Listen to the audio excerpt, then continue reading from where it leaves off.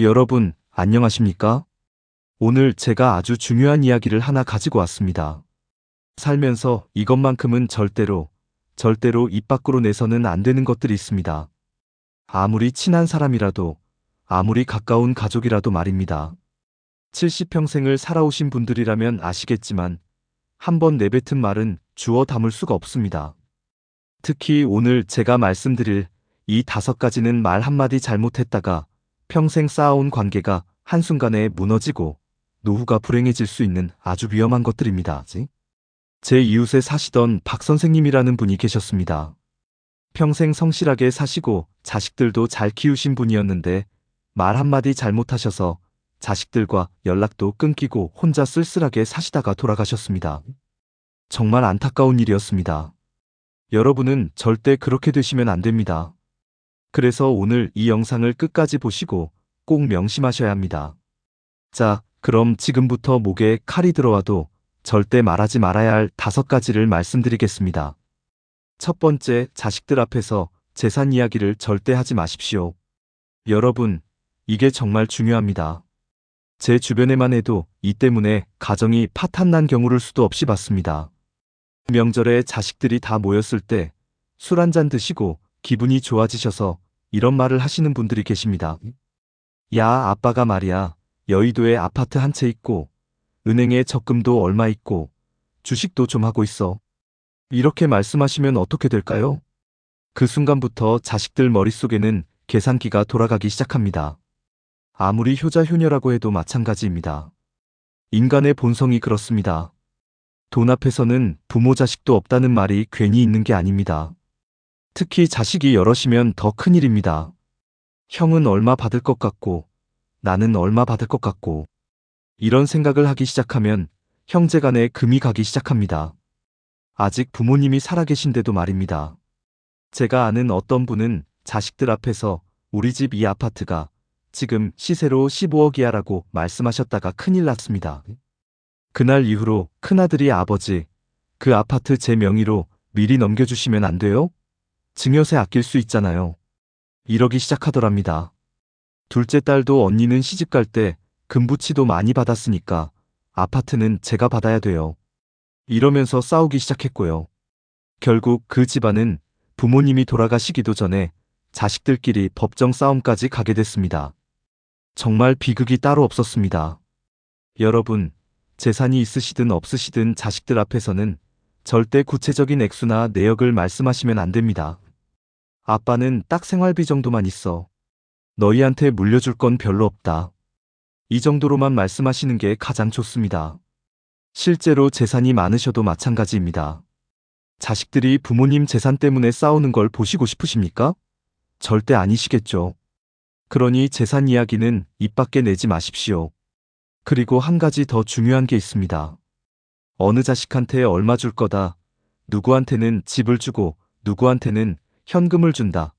이런 구체적인 계획도 절대 미리 말씀하시면 안 됩니다. 왜냐하면 사람 마음이라는 게 수시로 바뀌기 때문입니다. 오늘은 큰아들이 효도를 잘해서 더 주고 싶다가도 내일은 막내딸이 병원에 모시고 가서 또 마음이 바뀔 수 있습니다. 그런데 한번 너한테 얼마 줄게라고 말씀하셨다가 나중에 바꾸시면 어떻게 됩니까? 그 자식은 배신감을 느끼고 원망하게 됩니다. 차라리 아무 말도 안 하시고 유언장에 조용히 써놓으시는 게 100번 낫습니다. 그게 진짜 자식들을 위하는 길입니다.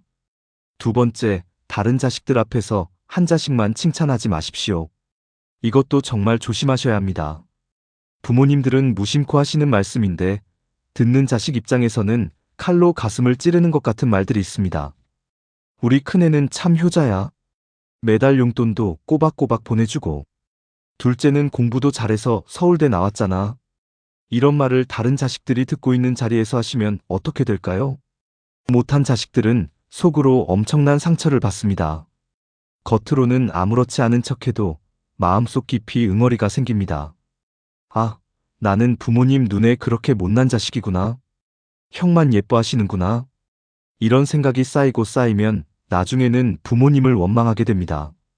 제 친구 한 분이 계신데 평생 어머니한테 너는 왜 오빠처럼 못하니? 라는 말씀을 들으며 자랐답니다. 오빠는 의사가 됐고 본인은 평범한 회사원이 됐는데 어머니가 만날 때마다 오빠는 병원도 잘 되고 돈도 잘 벌던데 너는? 이런 식으로 비교하셨대요. 결국 그 친구는 50이 넘어서도 어머니와 제대로 된 대화를 못합니다. 명절에도 형식적으로만 인사하고 바로 나온답니다. 평생 쌓인 상처가 너무 커서 이제는 어떻게 할 수가 없는 겁니다. 부모님들은 그냥 잘하는 자식이 기특해서 칭찬하는 건데 그게 다른 자식들한테는 독이 됩니다. 특히 형제자매들끼리 모여 있을 때는 더욱 조심하셔야 합니다. 만약 정말 칭찬하고 싶으시면 따로 만났을 때, 1대1로 만났을 때 하십시오. 우리 큰애, 요즘 효도 많이 하네. 고맙다. 이렇게 본인한테만 말씀해 주시면 됩니다. 다른 자식들이 있는 자리에서 한 명만 띄우면 안 됩니다. 그리고 반대로도 마찬가지입니다. 한 자식만 나무라거나 흉보는 것도 절대 안 됩니다. 막내는 참 속 썩여. 나이가 몇인데 아직도 결혼을 못하고. 이런 말을 형들이 듣고 있는 자리에서 하시면 막내는 정말 부끄럽고 창피합니다. 자식들은 다 컸어도 부모님 앞에서는 어린아이입니다. 여러분도 어렸을 때 생각해 보십시오. 동생이나 형과 비교당하면 얼마나 속상했습니까? 그 마음이 나이 들어도 똑같습니다. 그러니까 자식들 앞에서는 공평하게 대하십시오. 누구 하나 더 예뻐하거나 덜 예뻐하는 티를 내시면 안 됩니다. 속으로는 누가 더 좋으실 수도 있습니다. 그건 인간이니까 당연합니다. 하지만 겉으로는 똑같이 대해주셔야 합니다. 세 번째, 며느리나 사위 욕을 절대 하지 마십시오. 이게 진짜 조심하셔야 합니다.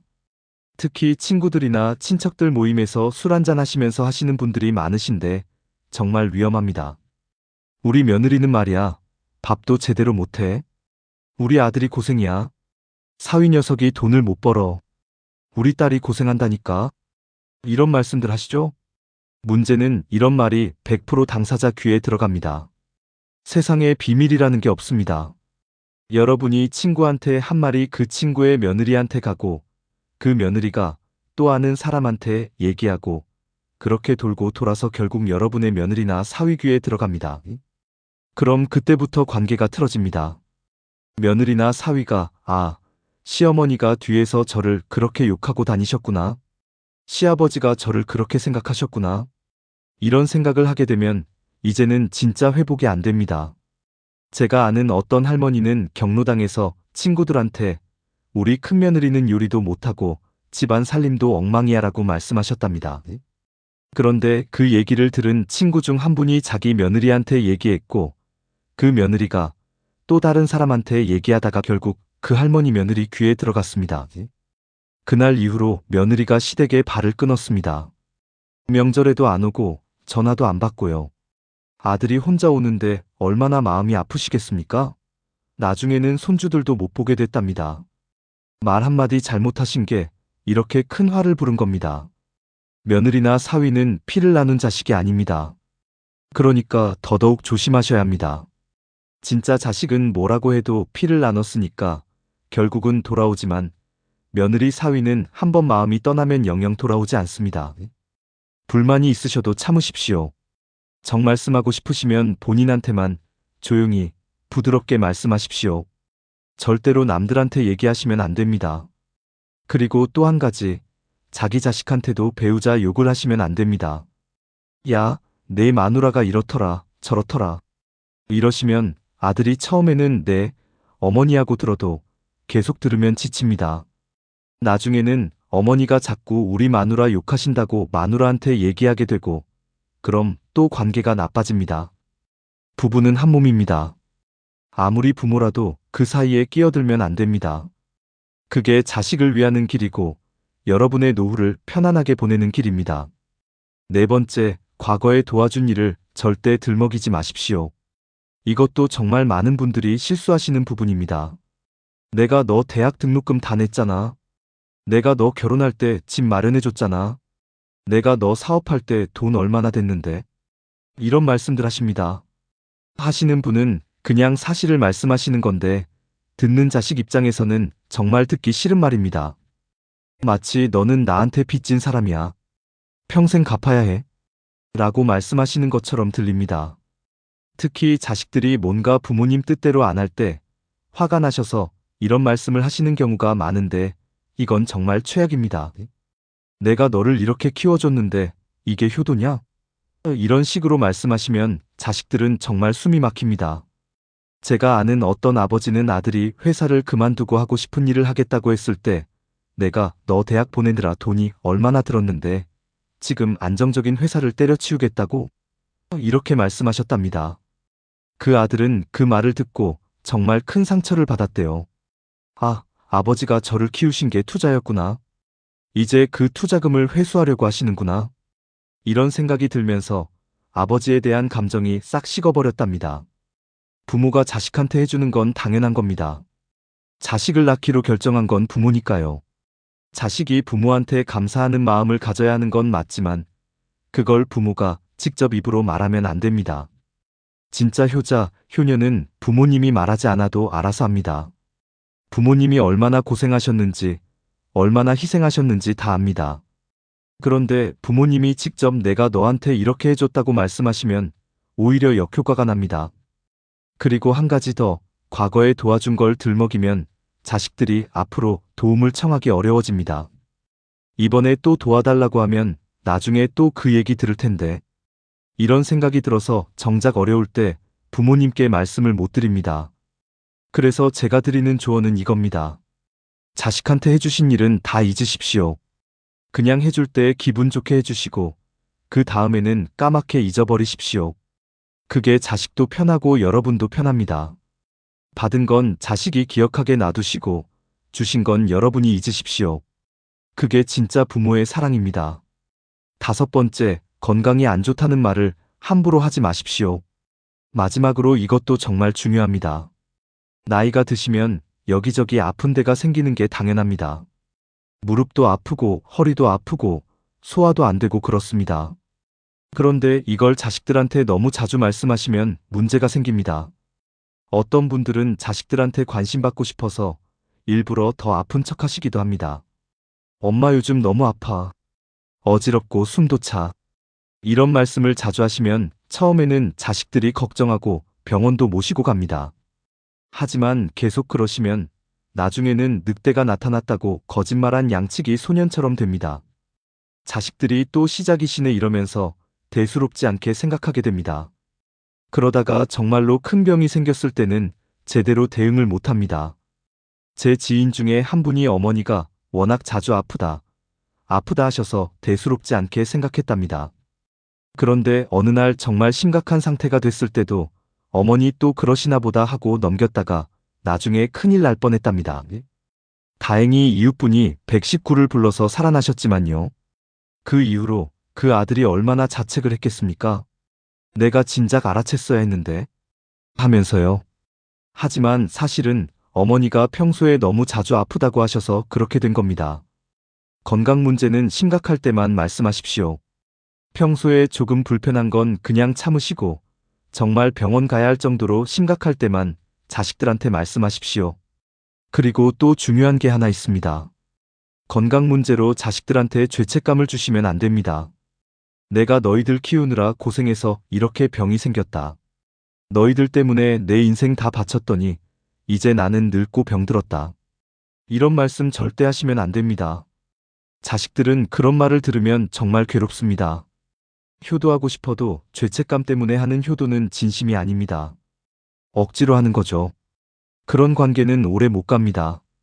건강하실 때 건강관리 잘 하시고 아프시면 담담하게 치료받으십시오. 자식들한테는 걱정 마라, 괜찮다고 오히려 안심시켜 주시는 게 좋습니다. 물론 중요한 병은 알려야 하지만 작은 일까지 다 얘기하실 필요는 없습니다. 자식들도 자기 인생이 있고 자기가 챙겨야 할 가족이 있습니다. 부모님 건강 문제로 너무 큰 부담을 주시면 안 됩니다. 물론 부모님이시니까 챙겨드려야 하지만 그것도 정도가 있습니다. 건강하게 오래 사시는 게 최고의 효도입니다. 그러니까 평소에 운동도 하시고 식사도 잘 챙겨 드시고 스트레스도 받지 마시고 건강관리 잘 하십시오. 그게 자식들한테 짐 안 되는 길입니다. 마무리하며 여러분, 오늘 제가 말씀드린 5가지 꼭 기억하십시오. 첫째, 자식들 앞에서 재산 이야기 하지 마십시오. 둘째, 한 자식만 칭찬하거나 비교하지 마십시오. 셋째, 며느리나 사위 욕을 하지 마십시오. 넷째, 과거에 도와준 일을 들먹이지 마십시오. 다섯째, 건강이 안 좋다는 말을 함부로 하지 마십시오. 이 5가지만 지키셔도 자식들과의 관계가 훨씬 좋아집니다. 노후도 훨씬 편안해지고요. 말이라는 게 참 무섭습니다. 칼로 베인 상처는 아물어도 말로 받은 상처는 평생 안 아문다는 말이 있습니다. 특히 부모 자식 간에는 더욱 그렇습니다. 평생 키우고 사랑했는데 말 한마디 잘못해서 관계가 틀어지면 얼마나 억울하고 슬프겠습니까? 여러분은 절대 그런 일이 없으시길 바랍니다. 나이가 드실수록 말을 조심하셔야 합니다. 젊었을 때는 말 좀 실수해도 관계를 회복할 시간이 있지만 이제는 시간이 많지 않습니다. 한번 틀어진 관계를 다시 회복하기가 정말 어렵습니다. 그러니까 오늘부터라도 말씀 조심하십시오. 입에서 나오려는 말을 한 번 더 생각하시고 이 말이 듣는 사람한테 어떻게 들릴까? 한 번만 더 생각하시고 말씀하십시오. 자식들은 여러분의 가장 소중한 사람들입니다. 평생 함께할 사람들입니다. 그 관계를 잘 지키는 게 행복한 노후의 비결입니다. 그리고 기억하십시오. 좋은 관계는 말을 많이 해서 만들어지는 게 아닙니다. 오히려 하지 말아야 할 말을 안 해서 만들어집니다. 침묵이 금이라는 말이 괜히 있는 게 아닙니다. 오늘 이 영상이 여러분께 도움이 되셨기를 바랍니다. 주변에 아는 어르신들께도 이 영상 많이 공유해 주시고요. 다 같이 행복한 노후 보내시길 바랍니다. 여러분의 행복한 노후를 위해 앞으로도 좋은 정보 많이 가지고 오겠습니다. 구독과 좋아요 눌러주시면 정말 큰 힘이 됩니다. 건강하시고 늘 행복하십시오. 감사합니다.